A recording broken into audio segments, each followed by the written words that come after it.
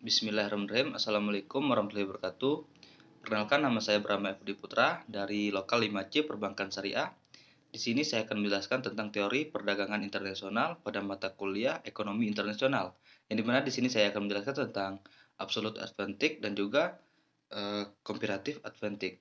Yang dimana pertama absolute advantage yaitu yang dikemukakan oleh teori Adam Smith, yaitu setiap negara akan memperoleh manfaat perdagangan internasional karena melakukan spesialisasi produk dan mengekspor barang jika negara tersebut memiliki keunggulan yang mutlak, serta mengimpor barang jika negara tersebut memiliki ketidakunggulan mutlak. Contohnya di sini misalkan di Indonesia memiliki di Indonesia spesialisasinya itu adalah teh. Yang dimana di sini di Indonesia memiliki 12 kilogram teh contohnya misalkan.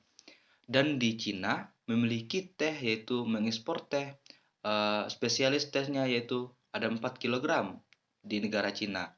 Kemudian yang di sini adalah keunggulannya adalah di Indonesia karena memiliki 12 kilogram teh, maka keunggulannya di Indonesia adalah teh karena karena banyak produksi teh di Indonesia yaitu 12 kilogram contohnya, di Cina dan 4 kilogram. Kemudian adapun produk kain sutra di Indonesia itu memiliki 3 meter kain sutra. Kemudian di Cina itu memiliki 8 meter kain sutra. Maka keunggulan kain sutra yaitu terletak pada negara Cina.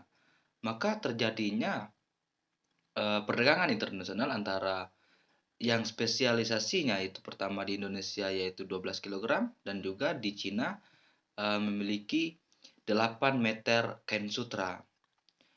Maka harga 1 kilogram teh di Indonesia lebih murah, hanya seperempat sutra dibandingkan di Cina, lebih mahal 2 meter sutra. Kemudian kesimpulannya yaitu pertama, Indonesia memiliki keunggulan absolut dalam produksi teh dan Cina memiliki keunggulan absolut dalam produksi kain sutra.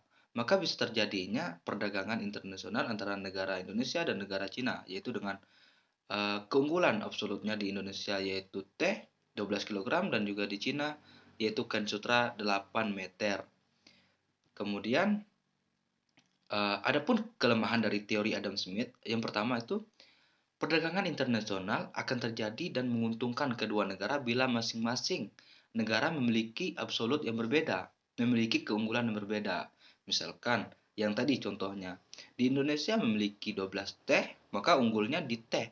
Dan di Cina memiliki 8 meter, dan di Indonesia memiliki 4 meter, maka unggulnya di Cina yaitu kain sutra yaitu 8 meter. Maka yang bisa terjadi perdagangan internasional apabila negara tersebut memiliki memiliki uh, absolut keunggulan di satu negara tersebut. Jika tidak ada keunggulan, bila hanya satu negara yang memiliki keunggulan, maka tidak akan terjadi perdagangan internasional yang menguntungkan. Maka ada satu pihak negara ada satu pihak negara yang tidak diuntungkan dalam satu perdagangan internasional tersebut. Kemudian dilanjutkan dengan teori David Ricardo, di mana di teori David Ricardo itu yaitu nilai atau harga suatu barang, suatu produk ditentukan dengan jumlah jam kerjanya. Misalkan di Indonesia 1 kilogram memproduksi gula itu memiliki jam kerjanya itu 3 hari kerja. Dan di Cina memiliki 6 hari kerja, maka keunggulan jam kerjanya itu ya di Cina karena memiliki 6 hari kerja. Misalkan pada 1 meter kain di Indonesia itu memiliki 4 hari kerja. Sedangkan di Cina memiliki 5 hari kerja, maka keunggulannya juga di Cina. Kemudian suatu negara akan memperoleh manfaat dari perdagangan internasional jika melakukan spesialisasi produk dan mengekspor barang di mana negara tersebut dapat memproduksi relatif produk. Apabila negara itu mengekspor barang dengan spesialisasi produknya dan di mana negara tersebut dapat memproduksi secara relatif. Kemudian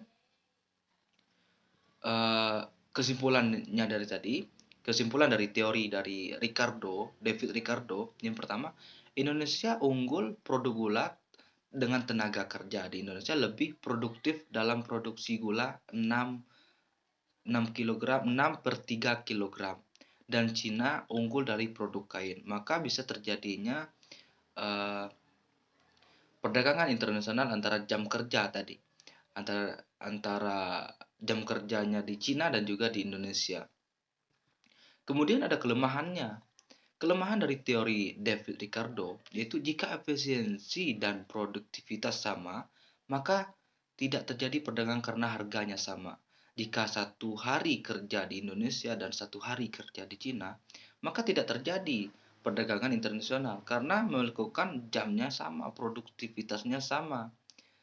Dan di situ ada juga keuntungannya yaitu sama-sama menguntungkan satu negara.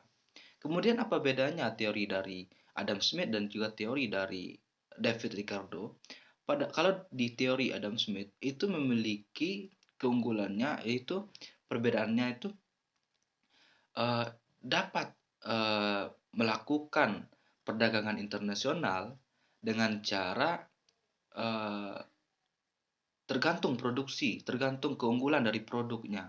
Sedangkan dari teori David Ricardo itu tergantung jamnya. Nah, mungkin itu saja dari kesimpulan yang saya sampaikan. Jika terdapat kesalahan, mohon dimaafkan. Saya tutup dengan billahi taufik wal hidayah. Assalamualaikum warahmatullahi wabarakatuh.